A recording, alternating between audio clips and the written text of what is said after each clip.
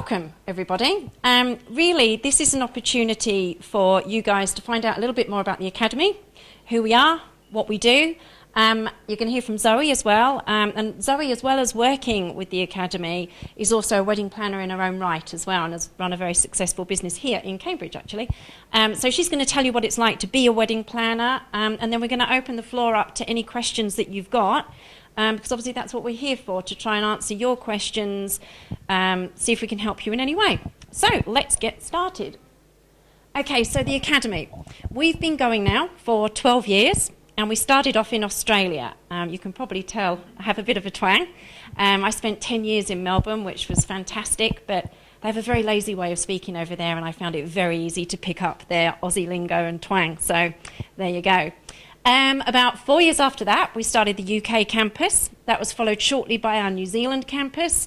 We then went to America, and we've rebranded that slightly, and it's actually our North American campus. So it encompasses the Caribbean, Canada, and America, and all the other countries that are part of North America. And our latest one is in Dubai, which is our Arabian campus, which only opened this year in February. So we've got quite a few campuses around the world. Now, I say campus in the loosest possible way because obviously we're virtual. Everything we do is e-learning and online.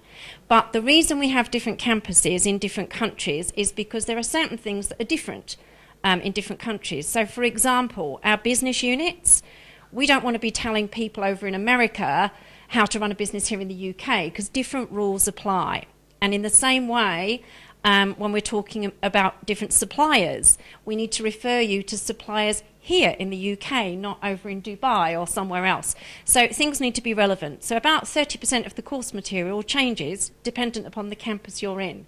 Plus we have things like dollars versus pounds, centerpieces is spelled ER over in the States and RE here, and then of course you have marquee versus tent and things like that. So there's lots of differences, and that's why we have the different campuses. Plus there's the time zone issue of tutors as well. Obviously when you're studying with the UK campus, it's better for you to have a tutor that's on your same time zone. So that's a little bit about where the Academy has come from. Let's move on. So our courses. When I first started the Academy, those 12 years ago, there weren't really any courses for wedding planning. There was courses for event management, but event management tends to cater for very large events like festivals and sporting events, which at the end of the day, there aren't that many of them, and it's not that easy to get jobs in those big events. There was nothing catering for the smaller events, which are your bread and butter events like conferences and awards dinners and sales meetings and team building events and that type of thing, and there certainly wasn't any education for wedding planning. So I decided that I'd been a wedding planner for years, I'd had my own business in London before moving to Australia, I thought I would start my own wedding planning course. Easier said than done when you've never written a course before, and it took me a year to really get my head around how to take all the information up here and make some kind of sense of it that would work if teaching people. And so the certificate in wedding planning was born. And originally it was a paper-based course. It was about 500 pages long, and I used to have to go and photocopy it and put it into an A4 folder and send it out through the post, etc. Things have moved on. It's now all completely electronic, and that's great because what that means is whenever we update the course material, you're getting the updated version immediately, because the minute I press publish, it publishes across every edition that I've got. So the course material is always current. So we started off with the certificate in event planning, and before long I got people asking whether or not we could do a course which incorporated corporate events, like the ones I mentioned. And I thought, well, yeah, I did corporate events, why not? It's a different skill set because you have different things that you have to research with corporate events. And the way they're planned is slightly different to weddings. So I wrote the certificate in wedding planning. And then before long, people were asking about styling and design. And that really was my forte. I had my own design and production company as part of my wedding company, and styling has always been a big thing for me. So I wrote the event design course. So there you have it. Our 3 streams of study are wedding planning, event planning, and event design.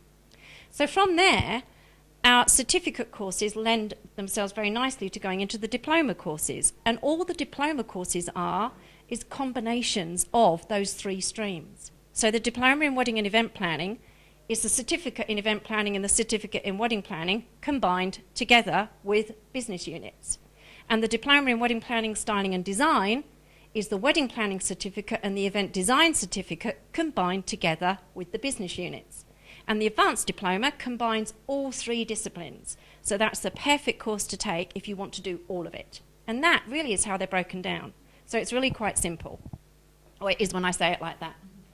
So, industry accreditation. Everybody always wants to know, are you known in the industry? Yes, we are. It's taken us a long time to get known in the industry, but we are now. All of our course material has been approved by the International Live Events Association, which is the purple logo you see there. They've just rebranded. They were ISIS, the International Special Events Society. I think you know why they changed their name and rebranded. We won't go there. But suffice it to say, they've been around for 25 years, and all our content has been gone through by them with a fine-tooth comb, and we've been given the seal of approval. So that's great because ILIA, as they're called now, are international. Now, from a UK standpoint, we also have industry recognition from the UK Alliance of Wedding Planners and the National Association of Wedding Professionals here in the UK as well. So from an industry perspective, we're very well known, which obviously does help. The other thing from the industry is our advisory board. Now, we've had an advisory board now for 5 years. And the advisory board is compiled of 30 wedding and event professionals from around the world. They're people that are held in high esteem in the industry. They're experts at what they do, and they all bring knowledge to the academy.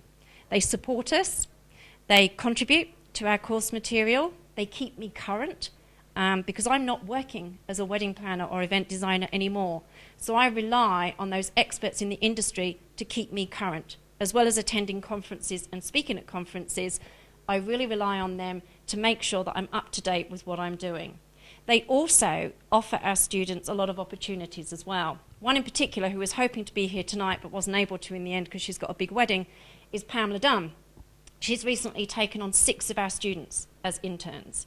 So there's some fantastic opportunities with the board, and they really do make a difference. And again, they also help to get our name recognised because they have our logos on their websites, and it helps to spread the word in general. So the advisory board really are very helpful, not just for us, but for the students as well. Okay, we have quite a few platforms as the Academy as well. Over the years, we've developed different things. And the first thing we developed was something called Academy Live. The reason we developed this was because we're virtual. So when you're virtual, it's really hard to get your personality across. It's really hard to show people who you are and what you do, and in some cases make people believe that we're real. We do exist. We're not just working out of our back bedrooms. We're very real. We're an educational institution. So with Academy Live, we do Google Hangouts with our students. We have Academy TV, where I go into studio roughly once every 3 months, and I put out different videos, which are free educational videos on things like branding, pricing, marketing, how to run a business, social media, you name it, I've done videos on it. And again, it's a way for us to show people who we are and give them a little insight into what they'll learn with us. The Wedding Trend Report is the next thing that we've got. And this is still relatively new. We're into our 2nd edition now, working on our 3rd edition. And the reason we decided to put this together was because we have this advisory board, we have access to all the latest trends. We get people sending us information all the time. And there's never been a big trend report that was available for those in the industry. There's lots put together for brides, but there's nothing put together for the actual industry. And we thought, we're the educational company in the industry, really we should be the ones putting this out there. So we did. We did one 2 years ago, and it was so well received that we made it bigger and better. When we launched the 2016 edition, we did a styled shoot. We had videos to go with it. Even more, I think we had 50 plus contributors, didn't we? Yeah, it was huge. And again, it's a free thing that we put out there. It takes a lot of time, a lot of energy, but it's a great resource for the students as well. And then finally, our latest baby is the Wedding Business Magazine. And that's, again, a free publication that we put out there. At the moment it's bi-monthly, but next year it's going to quarterly, just purely because it's a lot of work putting out a magazine. And it's, again, as I say, it's free, and it's packed full of articles on the industry, how to get a job in the industry, how to run your business in the industry. And we have some great experts who all do interviews with us. You may or may not have heard of Mark Nemerko, but he's pretty much wedding planning royalty here in this country and works out of the Dorchester Hotel. He's done the interview for our July edition that's coming out at the end of this month. And if anybody knows anything about parties, you'll have heard of Colin Cowie. He's doing our feature interview for us for September. So it's great. We're getting some really big names involved with what we do through these different platforms. And as a student, obviously you get access to these. And one of the benefits to our students is we often feature the students in the magazine. I think September edition, we're featuring a styled shoot from one of our students. So they'll get all the publicity that comes with that. A couple of them have done different interviews and done tips for us. So it's great for them to get featured in this magazine that goes out across the entire industry internationally. So it gives them a lot of exposure, especially if they're launching a business or even if they're looking to get a job in the industry. The fact they've been published in a magazine like that gives them something a little bit more than what their competitors might have. So there's what we're offering at the moment. Okay, there's some less than flattering photos up there at the moment. Just to give you a little bit of a background as to why I have the right to be educating you guys at all, I'll keep it very brief. I've been in events my entire life. When I started out, there was no such thing as an events career. There was no courses, there was no nothing. My family were less than impressed when I said I was going to become an event planner. My brother thought it was hysterical and that I would give up within 6 months anyway. I'm not going to tell you how many years later it is, but I'm still here. So I ran my own business in London. I started off doing wedding planning. I then went into design and production. It was incredibly successful. I had a business partner. I ended up selling that business to my business partner because I got married. And I married an Aussie. And so that's why I went to Australia. When I left, I felt like my right hand had been cut off because my business had been my whole life. So it was very difficult to give it up. And the thought of starting again in Australia didn't excite me because in the events industry, without your suppliers, you're nothing. And of course, I wasn't known in the industry in Australia, so it would have been hard to start again. Instead, I decided to go and work on Hayman Island, which is a tropical 5-star resort in North Queensland. And that was very interesting because working on an island, you face some very unusual and unique challenges compared to what you would normally do working within a venue like this. You don't have access to staff. You have a barge that goes to the mainland twice a week, so if you run out of something, unlucky. You also find yourself doing things like running down the beach at 6 o'clock in the morning to see how far the tide has come up so you know where to set your tables for that evening so your guests aren't paddling. Interesting times. Did it for a year, loved it, learnt a lot, nearly got burnt out, and it was at that point that I came off of Hayman and decided to evaluate where I was in my career. I've been in the industry by this time about 18 years, so a long time, and I had a daughter who was starting to realise when I wasn't there at night going off and doing events. So the only way for me to stay within the industry, I decided, was to do this. So that's the background on me, who I am and where I've come from and how I've learnt what I've learnt over the years. Having your own business, making lots of mistakes, puts you in the perfect position to educate others on what not to do and what to do, of course. Okay, so the different roles within the events industry. First one is the wedding and event planner. So a lot of people say to me, well, what's the difference between all these different roles? Well, a wedding planner stroke event planner is all about logistics. You work with timelines, production sheets, you're a detailed person. You're going to be working with suppliers. You're going to be doing site visits at places like this and taking people around, along with the venue coordinator. You're going to be looking for suppliers. You're going to be recommending people. You're going to be doing all of that type of stuff. But essentially, a wedding planner is all about organisation and, as I say, logistics. The difference as far as event versus wedding is really down to the type of events that you're going to be organising. So if you're organising events in general, a lot of that comes down to corporate events. So we're talking things like conferences, team building, product launches, award dinners, fashion shows, charity events, gala dinners. That's the sort of thing you're going to be doing with event planning. Now, that differs from wedding planning in the fact that you're going to be asked to do different things. Putting together flights and itinerary details like that is not something you'll generally do for a wedding. Registration software, again, is not something you're going to do for a wedding. Working with speakers, not something you'll do for a wedding. So there's some different areas of specialisation within event planning that you won't do within wedding planning. And it's not for everybody. One of the things I loved about corporate events, no emotions, no tears, no mother-in-laws. It was very easy from that point of view. You got given a budget, you work to that budget, hopefully come in under that budget, and most of the time you get left on your own, to your own devices, because it's usually a very harassed secretary who's been given the job of putting together an event, never done it before in her life, looks at you and says, here's your budget, this is what I want, these are the dates, off you go. Perfect. Love that. However, the wedding planning is also a lovely thing to do as well, because you're working with somebody on the biggest day of their life. So it really depends on what it is that excites you. So that's your wedding and event planner. Wedding and event designer. Okay, design is all about aesthetics. It's all about the look and the feel of an event. So if you want to do design, you're going to be doing things like working with colour palettes. You're going to be creating the concept.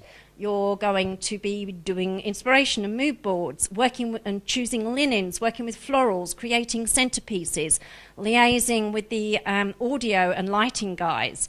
That's the type of thing that you'll be doing. You're creating floor plans. Yeah, it's I liken event design very much to interior design. Essentially, interior design is for a structure that's not going anywhere, like a home. Event design is exactly the same thing, but for a temporary structure. So that should help you to understand the difference between design and planning. A stylist is very similar to a designer, but generally the stylist is just about the look.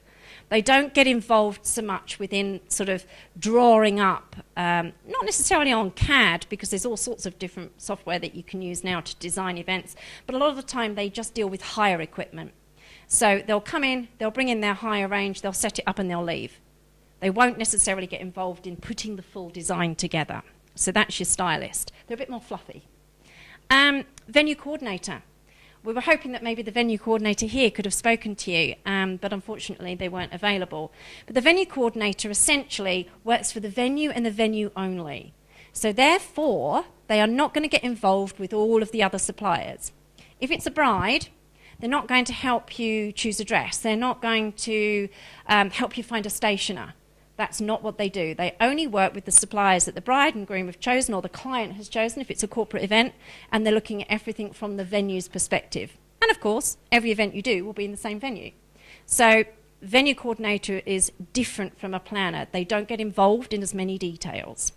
So that's just an overview. Obviously, there's a lot more to it than what I've just gone through, but we only have a certain amount of time tonight. So, personality traits of a planner. We'll whiz through these because I've already talked about a lot of this. Most of these make a lot of sense.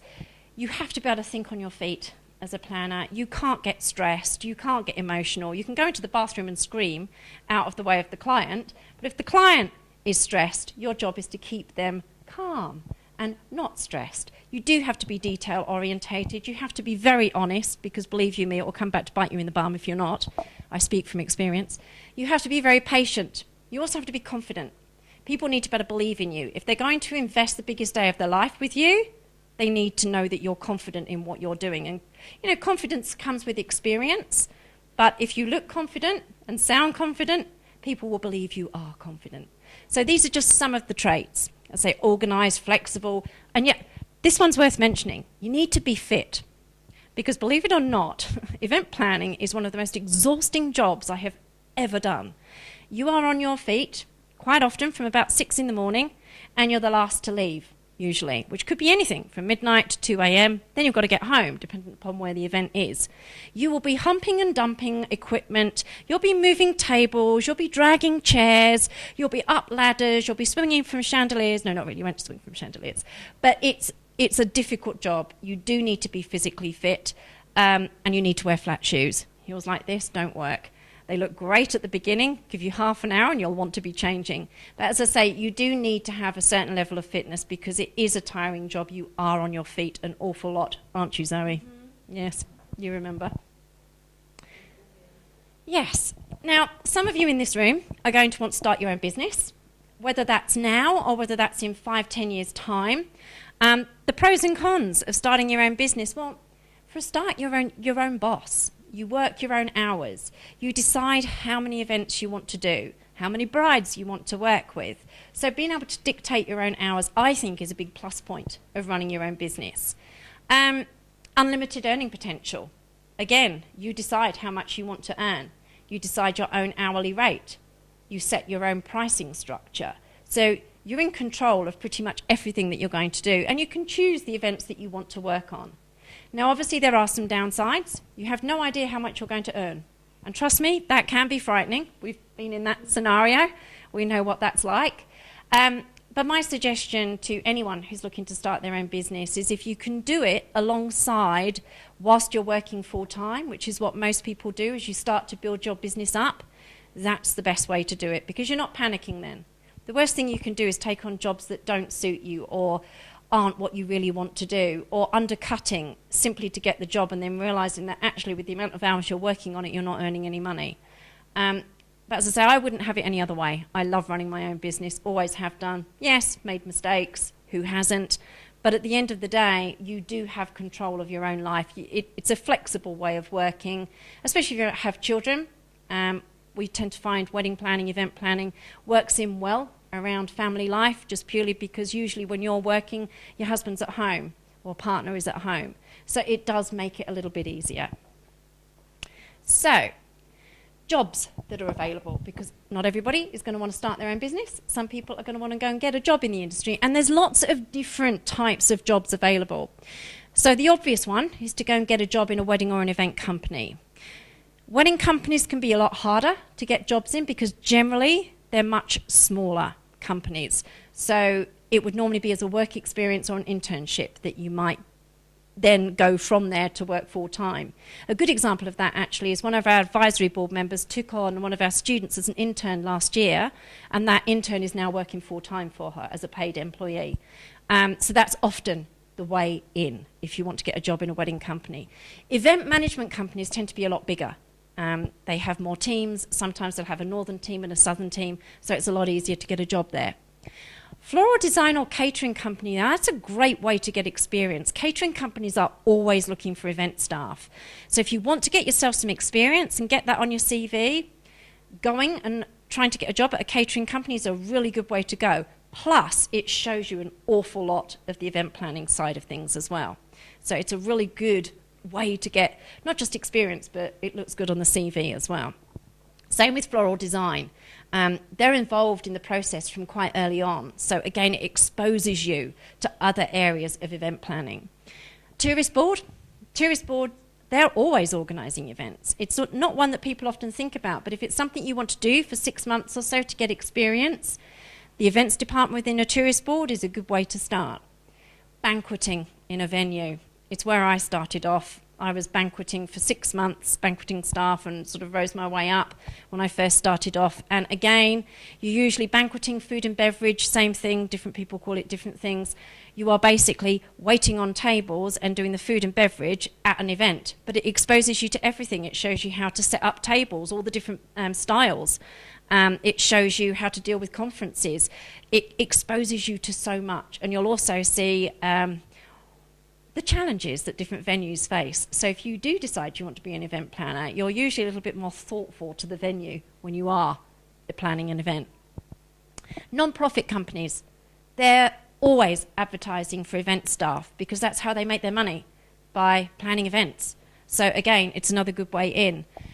In-house corporate planner, by that I mean working for a corporate company and your role is actually event planner. There aren't as many of those available now as there used to be, just purely because of the economic times that we live in. One of the first things to go when people are cutting jobs is your in-house event planner, but the big companies still have plenty of those jobs available.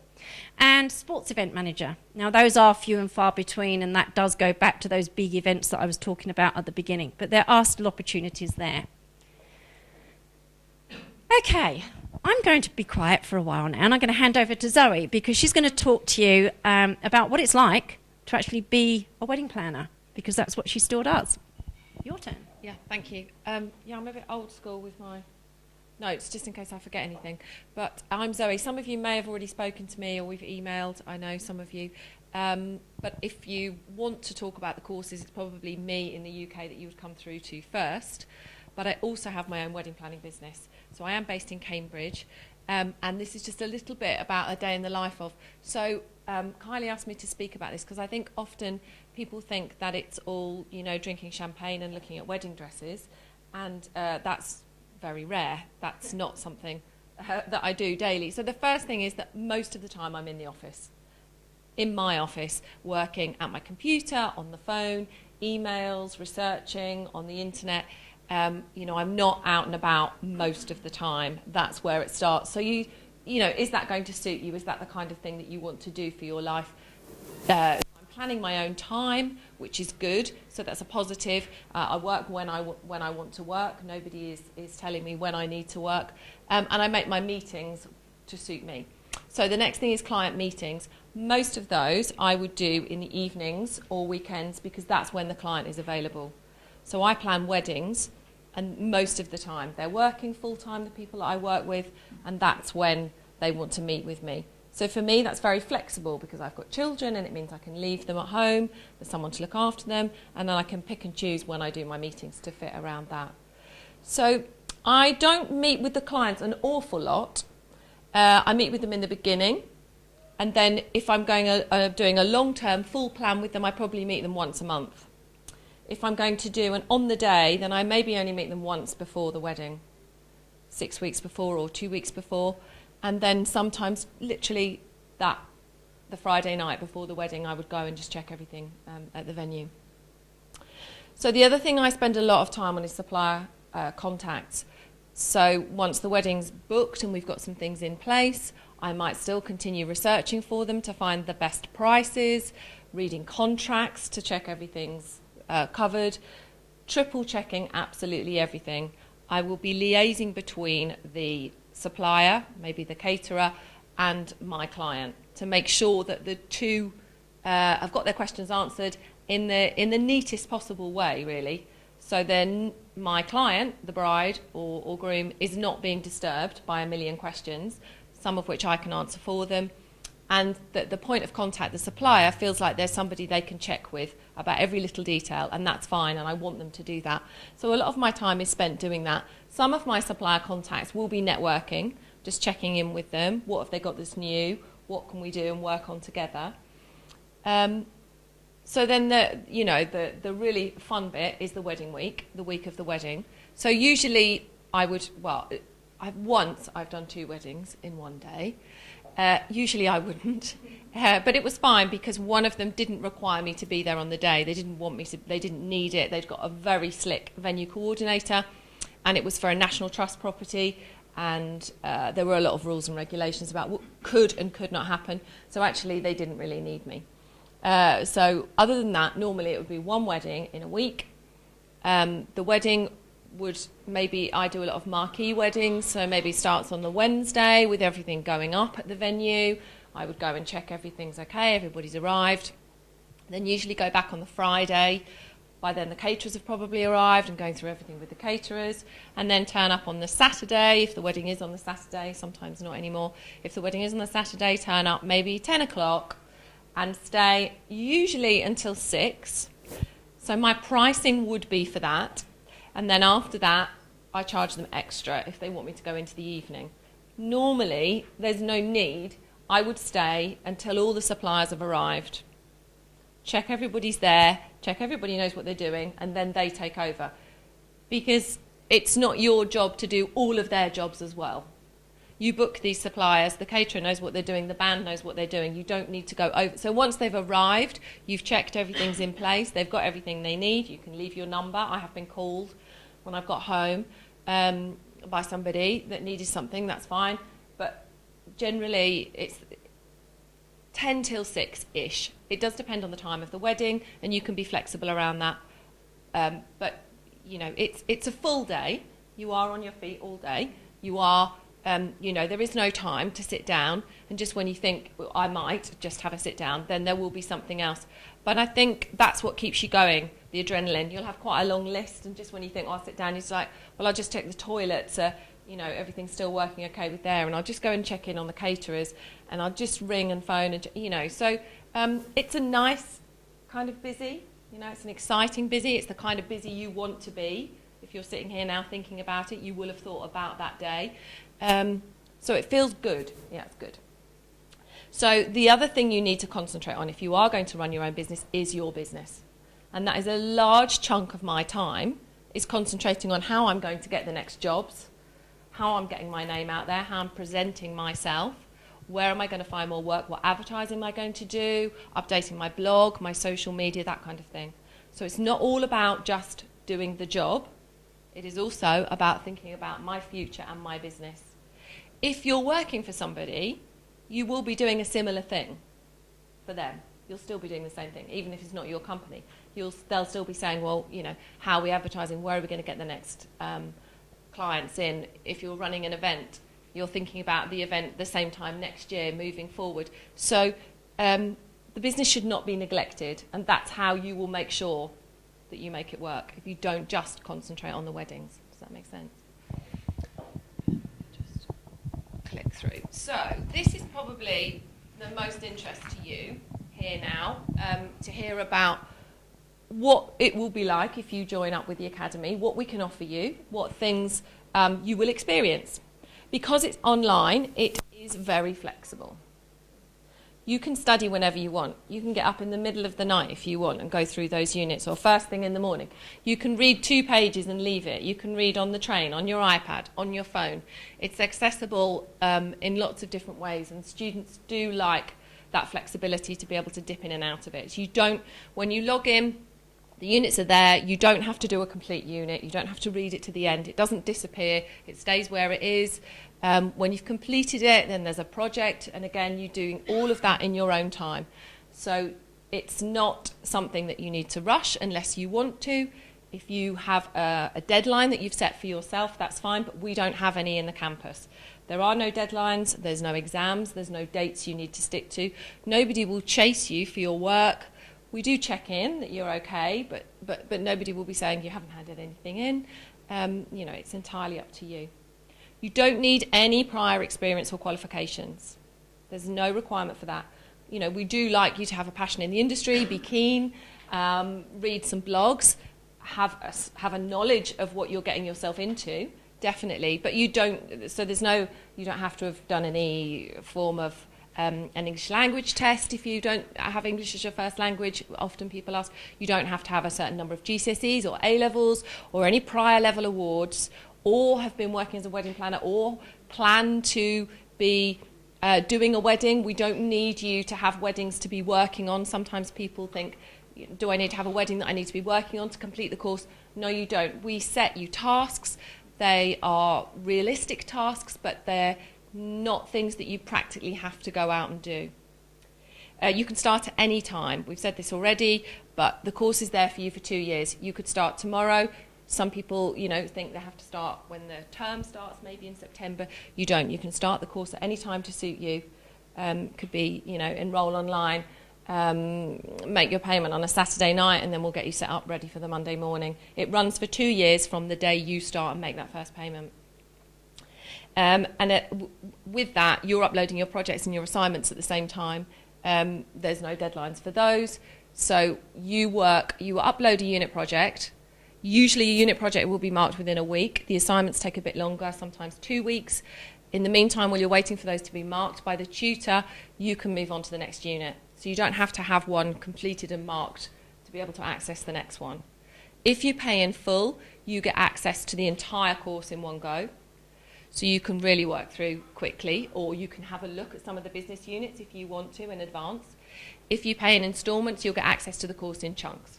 So if you pay over the 10-month plan, you get the first 10% when you make that first payment, and then with each subsequent payment, you get the next chunks. So if you wanted to work through quite quickly, then the 10-month plan might not be quick enough for you.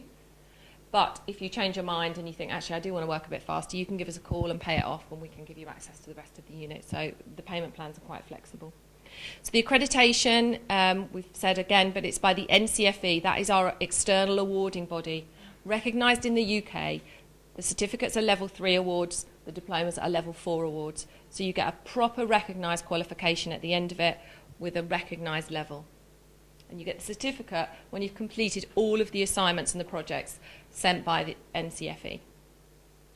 We have quite rigorous checks, don't we, to get through that? We do. I have 6 monthly checks from NCFE. They last pretty much all day. They go through everything, all of our policies, procedures, processes with a fine-tooth comb. And it's got harder and harder over the last 5 years as well. But it's good because it maintains that companies are adhering to the different procedures that they need to adhere to, and it adheres to standards, essentially. So. Yeah, I think it is worth checking, because there are other organisations who they're giving their own certification. So it's just worth checking. Is it by an external company that's verified? So the tutors, I think, are one of the things. I'm a tutor, I should just declare, as I'm going to go into how great we are. The tutors are one of the things I think we do really well at the Academy. I think because we're all planners and we're all currently working in the industry, that really helps. The advice we give is first-hand and is not just about the course. So if you've got a problem with an assignment, of course, email, call, text, but we will answer any questions. I have students who finished a year ago ringing me saying, oh, I've got a job. She said she wants this. Do you think that's wise? I just want to check my contract with you. You can email us CVs. You can just ring and say, I'm just struggling to find work experience. Have you got some tips? Where can I go? What can I do? I'm trying to get a job. What advice would you give me, to make the best of myself to get a job? The tutors are there for you, and you should use them, make the very best of them. Make a connection. Contact them as much as you can. Communication is good. The more we know about you, the more we can help you and advise you to find the right thing. The industry is huge. There are lots of different avenues and opportunities. Not all of you will be an event planner or a wedding planner. Some of you will branch off and find different things, and we can help you to find those things. As you go through the course, you'll find things you like and things you don't like, and then you might say, oh, Zoe, actually, I'm really liking this bit, but I am not liking that bit of the course. And then we can suggest that maybe when you set up your business or you look for a job, you try this thing, this angle. Some people start very clear, or they think they're very clear in where they want to end up. And we have had students end up doing all sorts of things, but really successful bloggers, maybe stationery, invites, moving into that kind of thing, design, going into design work. One girl has a fabulous wrapping paper.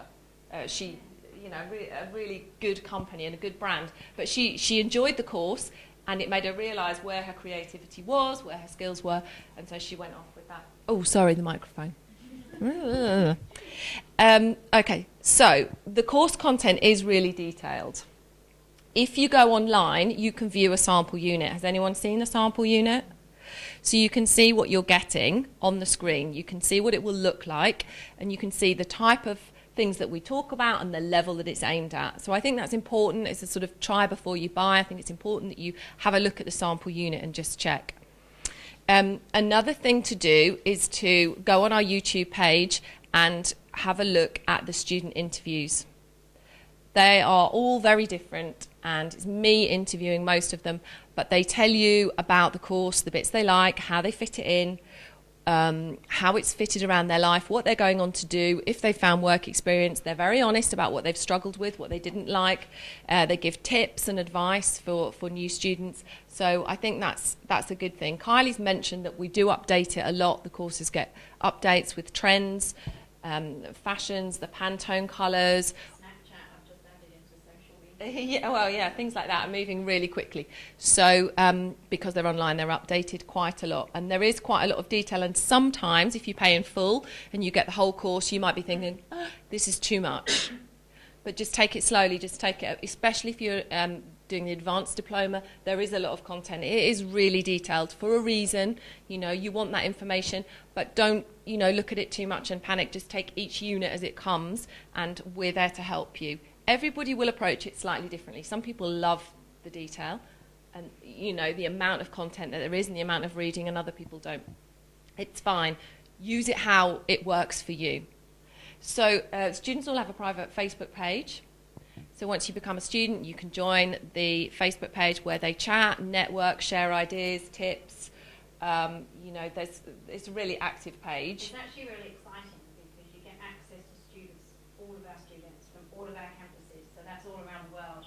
And what I love seeing when I go in there is I see a student from London chatting to a student from Melbourne, and that's really fun to see because they're all supporting each other. And sometimes if they get stuck on assignments, they'll post a question in the student Facebook group, and you'll get 8 different answers from all different people, and they've all got different ways of approaching it, as well as the tutor weighing in and giving their side of things as well. So it's one of the things we get asked a lot by people is, well, I'm online, how do I network? You know, I'm going to be on my own, I'm not going to be mingling with any other students.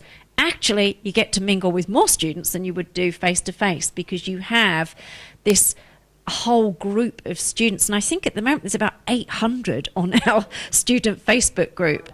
There's a lot of them, and they love it because they all get to talk to each other, they ask each other advice, and I think the biggest thing is they support each other.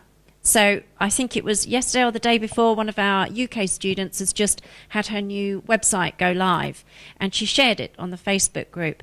And there was a ridiculous amount of comments and likes, of support and what have you from the rest of the students.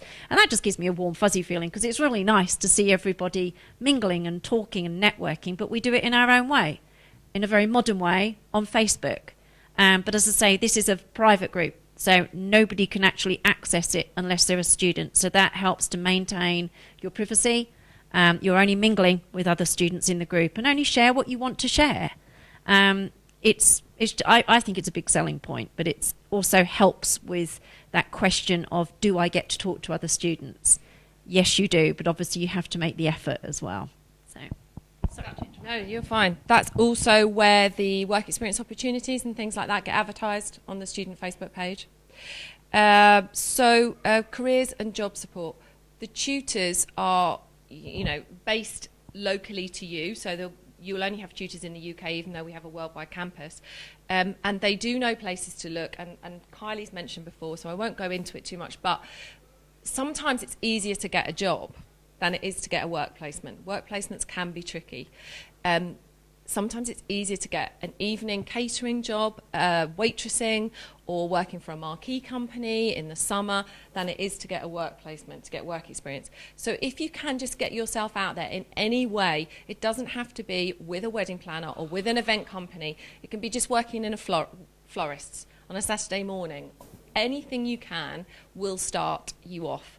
And then it will open your eyes, as I said, to the other parts of the industry that are out there and where you fit. So you need to think about your skills if you're looking for a job, the things that you enjoy, and the course should help you to do this.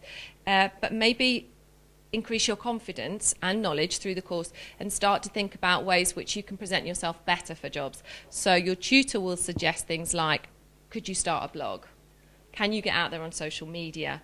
So that you start to learn who you are and who your personality is, and then you present yourself better when you go for a job interview. You also would need to think about your CV. Tutors will read that and can help you with your CV. A CV in the wedding and events industry might be slightly different than a business CV. They want to see your creativity, they want to see your styling, your design, your personality coming through, because ultimately that will be what you're selling yourself. When you go for that job or you're in front of a client, it will be you that you're selling. So, but the tutors are really good at finding those ways to show you the things that you enjoy, the skills that you have, and where you can best place them. The portfolio comes at the end of the course. It's not compulsory section, but it's something that we've added because students wanted to compile a portfolio. It's where you can draw together everything you've learnt on the course. There are guidelines in there about what you should include in a portfolio, ways to make one, templates that you can collate. There's sections of the course that we suggest that you go back to and collate those templates and make more of them as well if you can. Use the mood boards that you've made in the course, any case studies that you've done, put those in. All of that is relevant. And it just really helps at the end. But it's a bonus section. So when you get to the end of the course, you get your certificate anyway. And if you want to go on and compile a portfolio and go through that with your tutor, then you can, but it's not a compulsory section. And finally, the tutor mentoring. So when you sign up with the academy, your tutor is there for you for as long as you need them. So at the end of the 2 years, when your course finishes, or if you finish in 6 months, we don't disappear. You can email, you can call for as long as you like. So I don't know, I've worked with the academy for maybe 6 years, and we still keep in touch with lots of our students and meet up with them, and they call about different things, or they share ideas. You'll see them if you're on the Facebook page. You'll see them chatting on there. So your tutor will mentor you for as long as you like. If you're setting up your own business but you're not ready to set it up yet, in 2 years' time, once you finish the course and you want to come back and get some guidance and some advice and some tips and personal information, I think, it's not generic setting up a business. You want to know for you, I don't know what price I should put on this, Zoe. We can talk it through. We can chat on the phone. And, the answers won't be, they'll be personal. They'll be specific to you. And we can kind of go through it back and forth, back and forth. And that's all part of it. Because, if you set up a great business and you go out there with, great skills and confidence, it reflects well on us. So, it works both ways. It's not something that's a chore or that we say lightly that we won't do. It's very easy for us to keep that contact with our students. So that continues for as long as you need. Questions probably now, is it?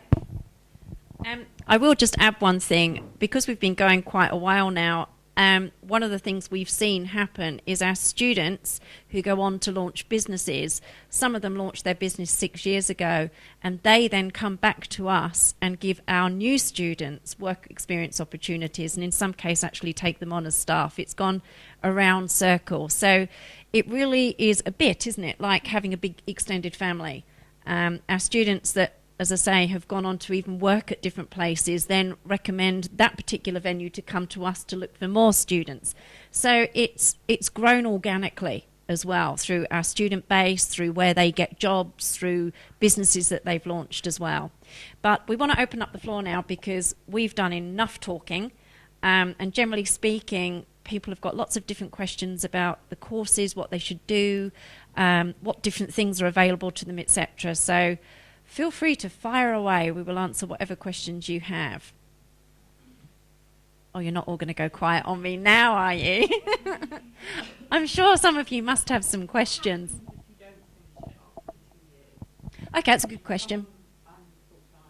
Yep. It happens. It happens a lot. It happens more than you would realise, to be honest. Yes. Yeah, we do course extensions. Yeah. Well, it's not just that. Sometimes life just gets in the way. What we found is the most common one is someone has a baby. And then they realise that actually they don't have that spare few hours each week to work on the course that they did have. So that happens. People get married. People get a job they didn't expect to get. Life happens. So, it depends on... Sometimes people are setting up their business Yeah. when they start our course. And then maybe the business takes off or it goes in a tangent. And I've had 2 people today email saying, I'm so sorry, Zoe. They feel very apologetic, and I'm like, it's fine. We can do that extension for you. It's not a problem. It's self-paced. It's entirely up to you. The 2-year thing is kind of what you feel is a good Generally benchmark speaking, as a yeah. guide. Yeah. You can do it in 10 months. As an average, this is what we found as well. 10 months is an average for the diplomas, and 3 or 4 months for the certificates. But that varies hugely, depending on how well you want to do it. Some people are real perfectionists, really, really strict on themselves. So the assignments aren't like pass or fail. So people worry that they're handing something in and we're just going to fail it and we'll never, that's it, that's end of. It doesn't happen like that. It's a two-way process. Usually if someone gets an incomplete mark on the assignment, it's because they haven't finished it. So they've missed a section, and so the tutor will just go back and say, I think you missed this section, can you just redo that again and resubmit it? You can submit it as many times as you want. We don't suggest that because you just keep moving through, just keep moving on. But there's never, there won't be a situation where you couldn't pass. No, actually, I'll just add to that one. we actually have a set of what's called rubrics, which is what we have compiled to grade the assignments. Because when we mention unit projects and assignments, the way it works is at the end of every single unit is a unit project. And they're quite short and sharp and sweet. They're there to make sure that you have understood what you learn in that unit. So they do tend to be much shorter. And once you've completed it, your tutor will look at it, make sure that you've included the relevant amount of information, give you a little bit of feedback, and then mark it as complete. Done, dusted, ticked off. Assignments are a very different kettle of fish. The assignments are the meaty things. So what we do with our units is we cluster them together. So usually there's 4 or 5 units in a section, and at the end of each section is an assignment. And the assignment itself is where the fun begins, essentially, because dependent upon what course you've taken, you'll either work on a conference or a wedding, or you'll do both if you're doing a combined course. And you are, as I say, marked against a set of rubrics. And what rubrics are just criteria of what we're looking for. So you have that criteria before you even start your assignment. So you can look at it and say, right, they're going to be marking me on this, this, this, and this. So you have very clear guidelines. And those guidelines are also what the tutor works from, so that she knows what she's got to look for from what you're submitting. Now, once we've marked that against the rubric, it creates the mark for us. So we have to give all of the elements a mark out of 10. And from those marks out of 10, it creates a total score and gives you either an A, B, C, D, or E, or I don't know if we go down to F or not, do we? No, I don't think so. I was going to say, I've never seen an F. And then the value is in the feedback from the tutor. So once you've submitted your assignment, you will receive between 2 to 3 pages of A4 feedback, and that's where the value is. Because what the tutor will do is you all make the same mistakes half the time. So there's common mistakes and common themes in what people do. But we can then also go a bit further into more detail to see how could you have improved this? Because ultimately what we want you to do when you come out of the course is not be an average planner or designer. We want you to be the person that wins the jobs. You know, because it looks good on us apart from anything else as well if we're churning out good students. So essentially what we want you to do is be better than average. You need to exceed your customers' expectations. You want them to receive a proposal from you and be absolutely blown away by it, so that any of the other people that they were considering are blown out the water because your proposal just stood out streets above everybody else. That's what we can teach you to do. Quite often, you already know what to put in these things. What we're showing you how to do is be better than average, and that's where the tutor feedback comes in. Because once you apply that to the next assignment, we can move you up a level. Because you've already applied the feedback you got the last time. Right, so we're going to take it to the next level now, make it even better than it was before. So, as I say, the assignments are important. That's where you learn. Yes, the course material is great. Of course it is, I wrote it. But the value of it all is in those assignments, because that's where you're learning. That's where you're going to make your mistakes. That's where you're going to put things together and we're going to go to you. No, if you sent that to a client, I don't think you get the job. You've done an okay job, but you need to improve here, here, here, here, and here. And that's where the learning really comes in, because that's how we can teach you to be the best at what you do. As I say, for a lot of you, you already have that flair for either planning or design or whatever it is that you want to do. And what we're showing you how to do is to really go out and win those contracts, win those jobs, and put on events that just not only blow your client away, but also blow the attendees away. Because quite often, somebody that attends a wedding you've planned could well become another potential client further down the line. So this is what we're good at. This is what we want to show you how to do. So the course material is only 50% of it. The assignments make up the other 50%, because that's really where you're going to learn. I'm sure you'd agree with that.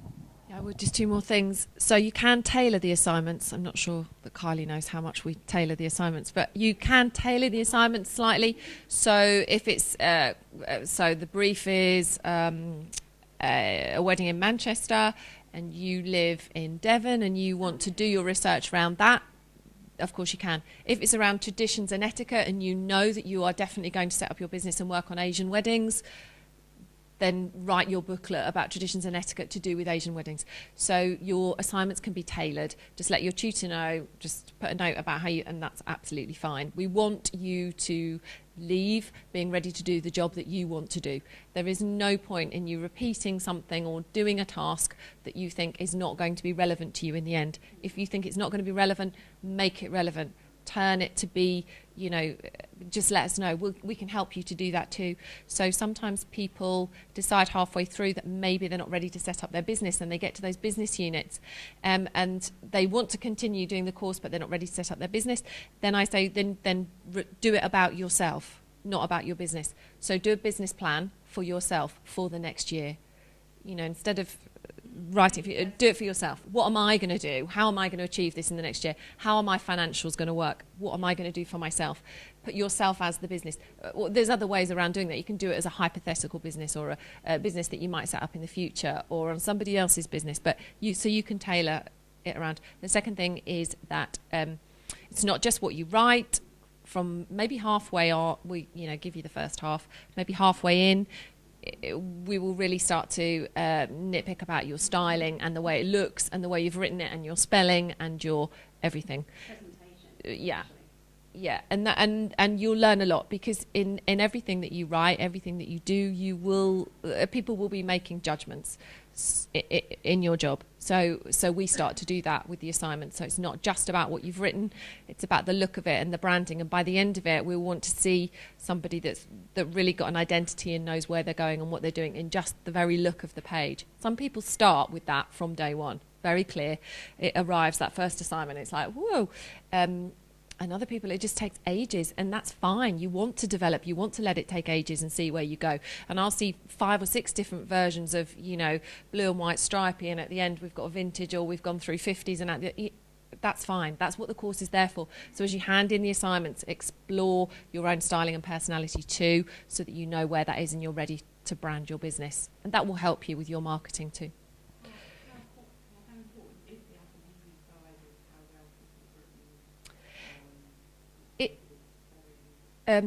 It varies. To begin with, we won't worry too much about it, but words that are associated with our industry we would pick up on. Stationery is a very common one. Stationery, spelled with an A. So things like that. And we will also, it's important as a tutor, and it will be important for you and your business, that not everybody is the same. So not everybody will get judged in the same way. And some people will present stuff and I'll think, that's not me, I don't. But that's their branding and that's their styling, and they're allowed that. And it's the same when you have an event. If someone comes to you, a client comes to you and says, I want everything yellow, and you think, really? Do you really want everything? And you kind of talk it through with them and you say, sure, and you want... but sometimes it's different. About you. So I think you'll get the impression and you'll build the relationship that you'll know. But we're not very strict about it, but we are... It is quite informal, I think, anyway. It is quite informal. Sorry, can I just borrow that a second? It really comes down to the type of events that you want to plan or design. So we'll figure out fairly early on the type of person you are and the type of client you're going to be aiming at, either job-wise or business-wise. And that's when we let you develop your own style. So, for example, if you were going to be doing events, let's say, that were based around young people and technology, then your style is going to be much more informal. We still wouldn't allow text speak, but yeah, we would be expecting you to aim your presentation at your client so that it's relevant. Again, if you are looking to do things that are more vintage, for example, you might choose a font that, to me, I'm looking at it going, oh my God, that's just a bit too fancy and fluffy. But if that's the style that you're going to be going for, then that's perfect. So we have to let you develop your own style to a degree, so we can't be too strict. But yes, we will pick you up on things like spelling, not so much punctuation unless it's overdone or underdone, as the case may be. That it can go either way. So we do have to be careful there. Ultimately, what we're looking at is the fact that if you become a planner or designer, you're going to be dealing with professionals. So if you're planning someone's wedding, 9 times out of 10, the people that will hire a wedding planner are going to be fairly well educated or in a job where they're used to dealing with information on a regular basis and they're going to know how it's presented. It's going to be the same with corporate clients as well. So we've got to make sure that you're ready to present in that vein as well. Does anyone else have any other questions? Oh, yes. Hi.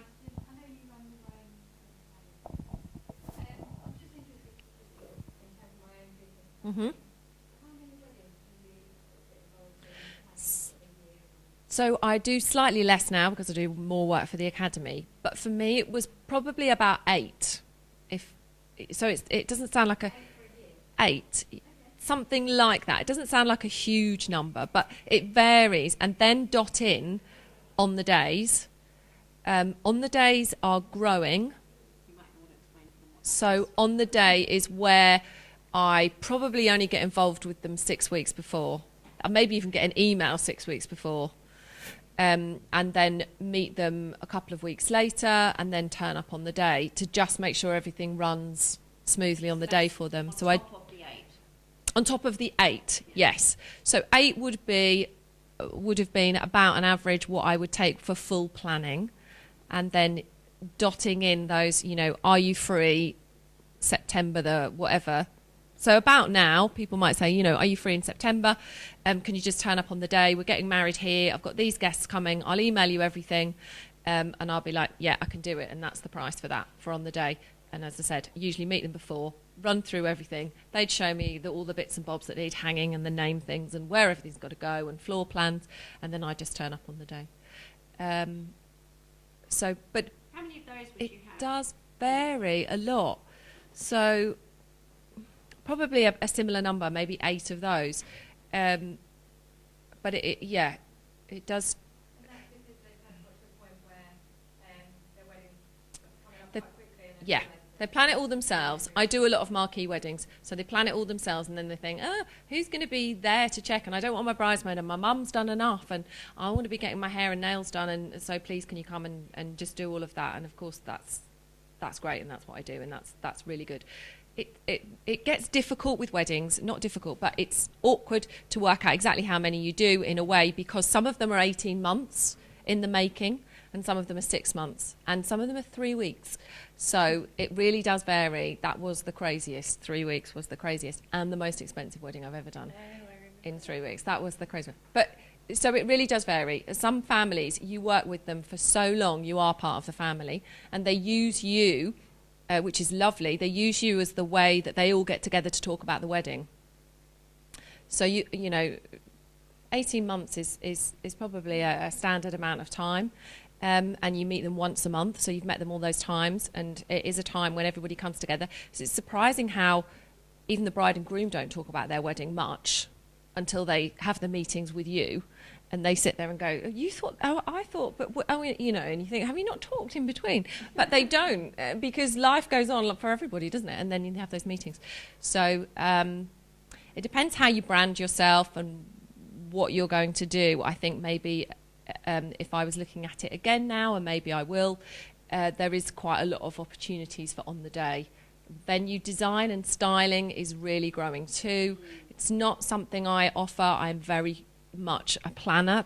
That's what I do, that's what I like, but I see that that's a very growing area now, and it's not something I'm going to move into, but I think there are a lot of opportunities there. Are there any of you who are looking at design? No, it's just interesting to know what the split is, if any of you are looking at styling and design, or are you all interested in planning?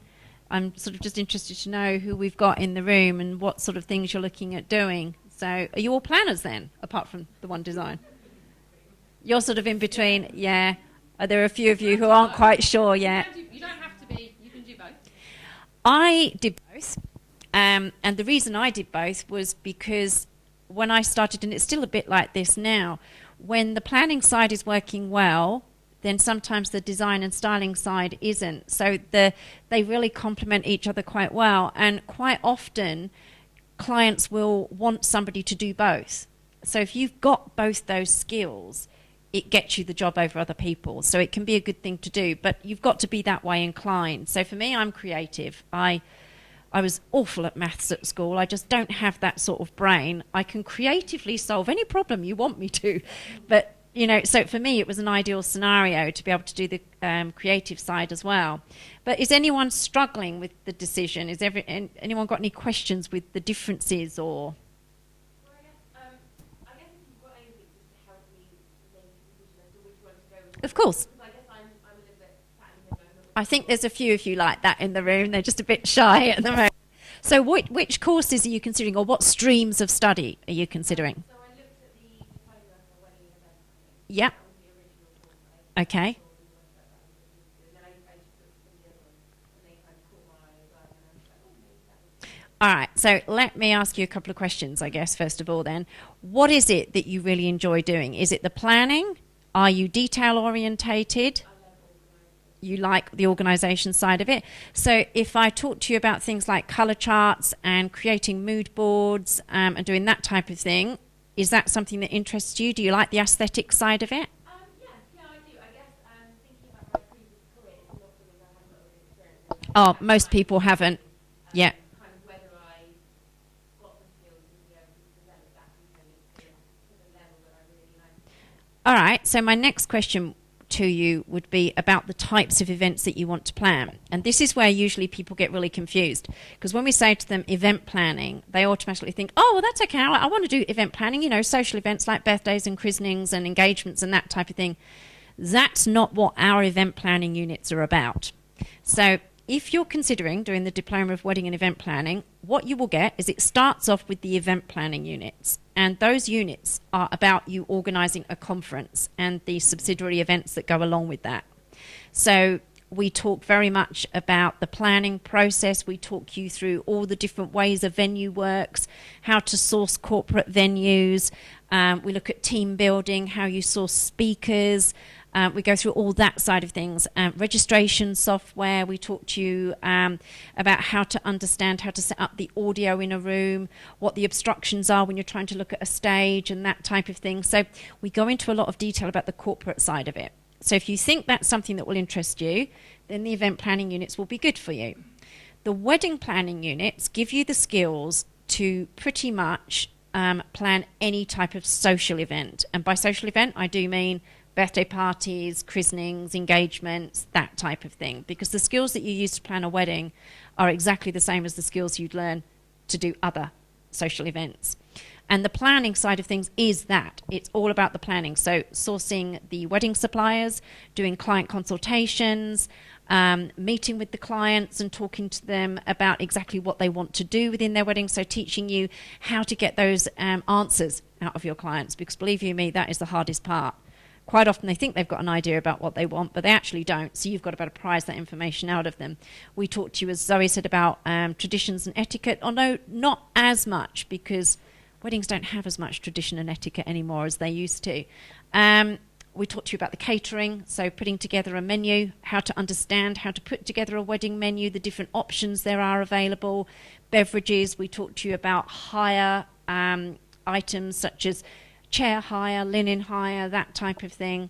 And then the design side of it, if that's something that interests you, is all about the aesthetics, as I said earlier. I don't know if you were actually in the room when we were talking about that. So no, that's all right. So we're talking about things like colour charts, inspiration boards, picking the linen, understanding the floral design side of things and being able to talk to floral designers, creating centerpieces, that type of thing. So it's a much more hands-on role as a designer. And you're going to be working with design software such as 3D Event Designer, which is the software we work with. And that shows you how to put together floor plans and designs and that side of things. So with, for example, the Diploma in Wedding Planning, Styling and Design, that is perfect if you just want to do social events. You're not interested in the corporate events, but you'd like to do planning and styling. Then that is the perfect course. And it has the business units. The certificate courses don't have any of the business units. What we essentially teach you with the certificate courses is that one stream of study. So if you just want to do event planning, do the certificate in event planning. And that's what it will teach you how to do. There's no business units. It's just the units on planning. If you want to do wedding planning, then take the certificate in wedding planning if that's all you want to do. And the same with the certificate in event design. That's all design and styling. And as I mentioned earlier, that's how our courses are built. So you've got your 3 fundamental courses, which give you just that one option. And then all both diploma courses and the advanced diploma have all the business units as well. If all of it appeals to you, you can't make up your mind and you just don't know what you want to do because you might not know till you start, then the advanced diploma might be the way to go, because that does combine everything. So you do event planning, wedding planning, and design, plus, of course, the business units. So that's essentially how it's split down. So it really comes down to what you want to do. And if you want to start a business, then you really need to take one of the diploma courses, because one of the certificate courses just won't cut it. We can add the business units, but by the time you've added the business units, you may as well have done a diploma because the cost is the same, and get those extra other units included within it. So does that help in any way? Does that help you as well? Because I know you were struggling too. Anyone else struggling to make decisions between what they want to do? I mean, at the end of the day, in some cases, you don't know till you get started. But I will warn you, the event planning units aren't necessarily the most exciting units. On the flip side of that, it's easier to get work planning events than it is weddings. There's more jobs available. So if you're planning on doing this as a full-time business, my advice to you would be suck it up, do the event planning units, because it will help you stay afloat. Because when the wedding season is quiet, because remember, weddings are only really going to happen between May and August, possibly September. So what are you going to do for the other 6 months of the year? Yes, you're going to be working on your business because everyone's quiet in December and January. You know, once you've got silly season out the way, January is the month you work on your business. But then you should be consistently working on your business throughout the year. But you need money coming in from other events. And yes, there'll be birthday parties and christenings, but where you can make good money is in event planning. So as I say, sorry, go on. I'll sort of say the opposite, but I'm not. Everything Kylie said is true. But just for you to think in terms of the courses, and because I tutor, and not because you don't know, Kylie, about the courses, you absolutely do. But I hear some of the students what they say, and just kind of reflecting that back to you, is that when it's an online course, you need to be enjoying it. Yeah, you do. So, you know, there is a small dropout rate through people that just find that they can't keep the motivation because they chose the wrong course, or it doesn't quite fit, or it's not quite, or they've gone off and done something else. So my advice when I speak to people also is to think that, what is it that you started out loving? What is it that brought you to us in the first place? If it's weddings, then probably stick with that. Go with that. It doesn't mean that you can't organise an event afterwards. So if you've done the diploma in wedding planning, styling and design and really enjoyed it and made a success of it, you will still be able to organise events. The skills are transferable, or you can add on the event planning course if you want to, if you still think you want the events. So just, you know, when you're trying to work out which course is best, rather than, you know, it is valid that events is a good all-round and there is more work, but I also want to just make you think about the commitment to the course, studying online, to yourself, and to enjoying it. You want to enjoy the course. You doesn't want to be a chore. So if weddings is your first thought and the thing you love and the thing you can envisage your website or your brand being based on, then go with that. You can still organise events. Nobody's going to say, you don't have events written on your certificate, you can't do this conference for me. That's not, you know, you still can do all of that. But if you do think, I would like a taste of the events as well, just to see, because I really feel like I don't know any of it, then the advanced diploma or the diploma in wedding and event planning is great. As long as you've thought it through why you're adding the event thing in there, then that's great. You won't have a problem with it. You'll enjoy it and be happy with it. It's just that thought process. Yeah, and it's as you say, it is important. You need to be able to enjoy it because there's a lot of work goes into it, and ultimately you've got to be passionate about it. It's like anything. If you've got a career that you're not passionate about, you don't want to get out of bed in the morning and do it, do you? You don't want to go to work, and I'm assuming a few of you probably feel like that at the moment if you're looking for a new career. So ultimately you do want to be passionate about it. But just as Zoe said, ask yourself what it is that really brought you to us in the first place, and be brutally honest too. You know, you really have to do a little bit of soul searching. And if you choose the wrong course, it's not the end of the world. We can soon put you onto a different course. It really, You know, it really doesn't matter if at the end of the day you decide you don't want to do the diploma in wedding and event planning, you'd rather look at weddings and add in the styling, then we can swap you to the other diploma. But you should think it through first. Does anyone have any other questions? You're all very quiet. I was expecting more. Yeah. Would you recommend doing, say, a certificate if you weren't sure which way you wanted to go? Maybe do a certificate that gives you introduction to working. Certainly. Definitely.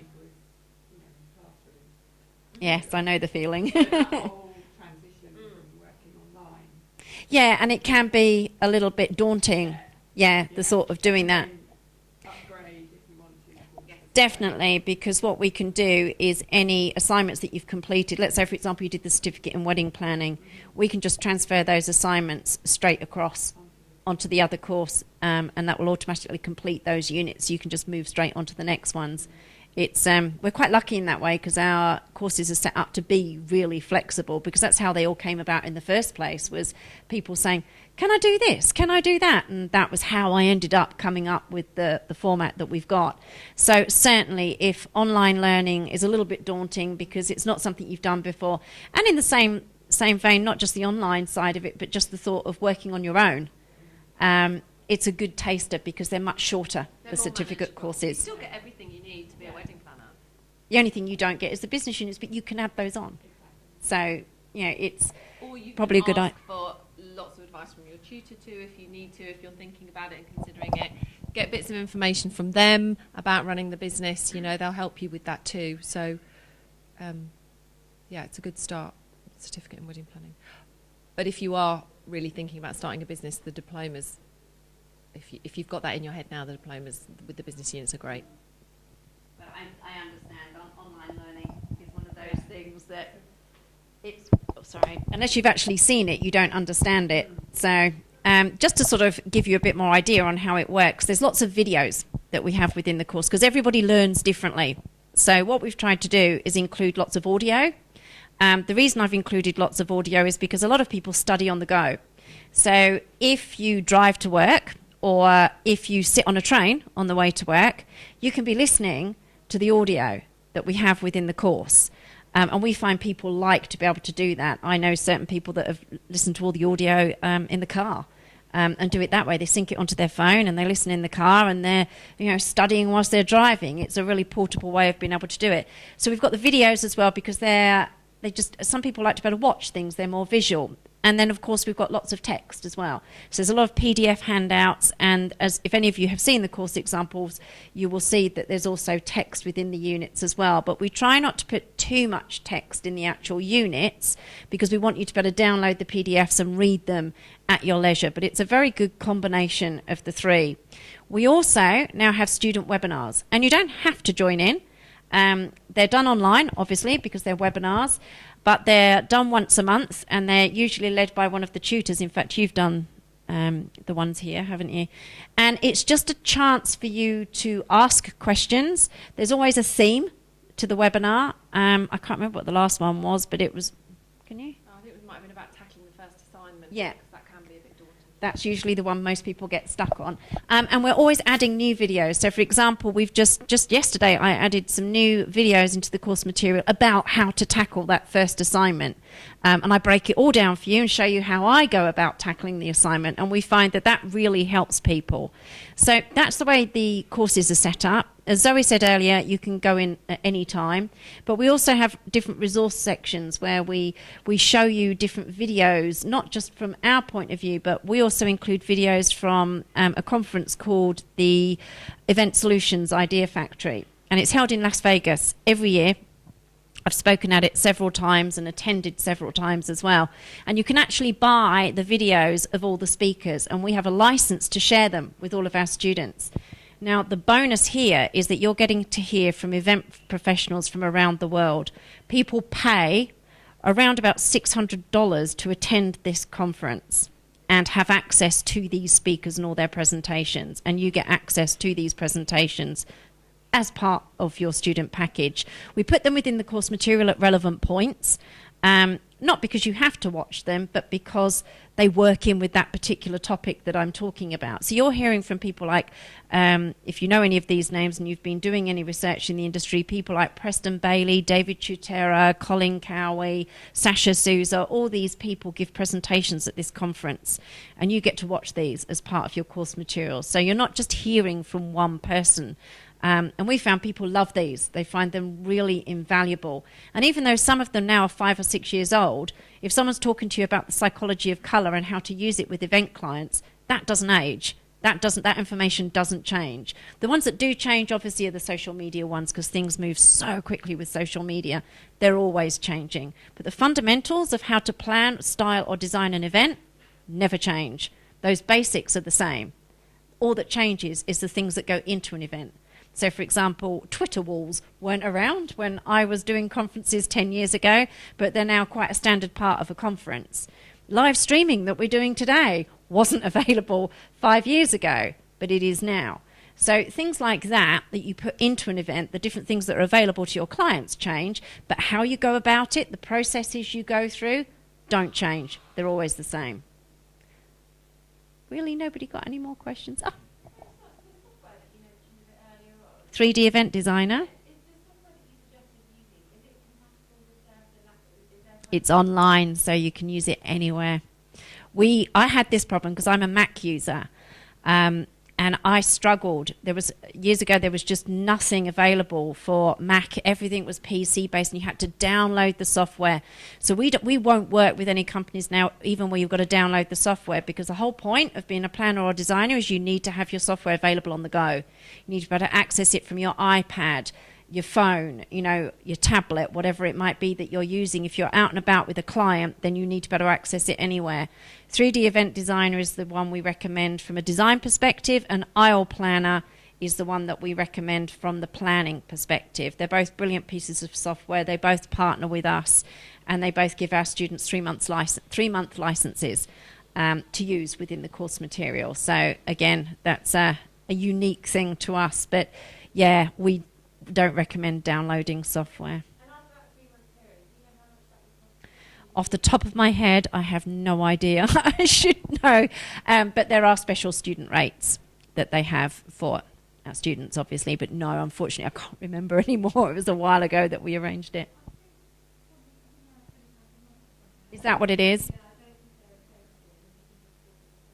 I know Aisle Planner is around that. It's 3D Event Designer. I can't remember because they recently changed and upgraded their software, and they've been around for a long time now. But yeah. But those are the two software that we recommend.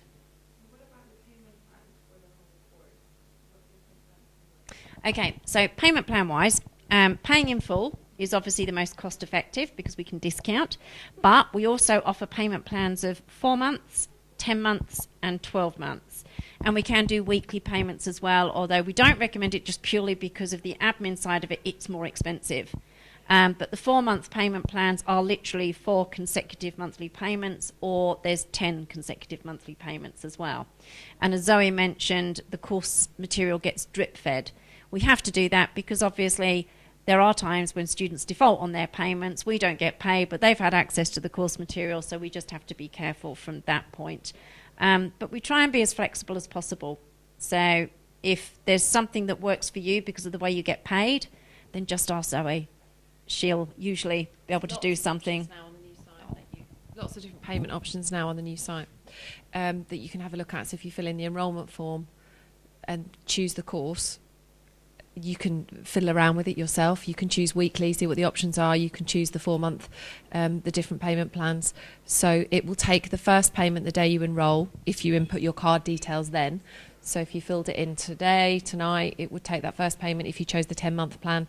So for the Diploma in Wedding Planning, Styling and Design, it's £115 it would take. And then schedules the others a month for the next 9 for you automatically. You don't need to do anything. But you can manage it as well. Mm-hmm. So you can change your payment date. So say, for example, you enrolled tonight, but you didn't want the rest of your payments to come out on the 14th of the month. You wanted them to come out on the 1st of the month. we can change that so that it comes out at a date that suits you or when you get paid, which is usually when most people want to make their payments, is to coincide with when they get paid. So it's pretty flexible. If you don't want to pay by credit card, we have an account set up with something called Go Cardless, which is a direct debit company. So you can pay by direct debit directly out of your bank account if you want to, or you can transfer directly into our bank account. So again, and PayPal, that's the other one as well. So we have quite a few payment options available now.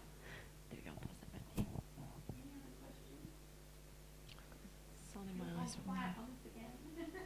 No more questions? No? Well, maybe we stop now and then you can talk to us separately, independently. Yes, we're not going anywhere, so. No, we're around for a bit. Thank you for joining us. Thank you for coming, travelling, making the effort to come to Cambridge. Yes, hopefully we've got something out of it.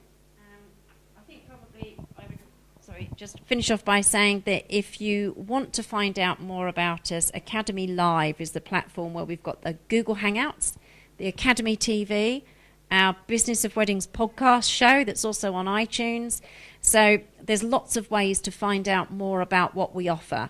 And the website is new. We've had a couple of teething problems with it, haven't we? But it's now all seems to be working very well. And if you want to hear from some of our existing students, if you head to our page called Inspire, there's a lot of student success stories on there. So it will just show you how different students have worked with us, what they've done, what they've achieved, etc. So, and thank you for coming.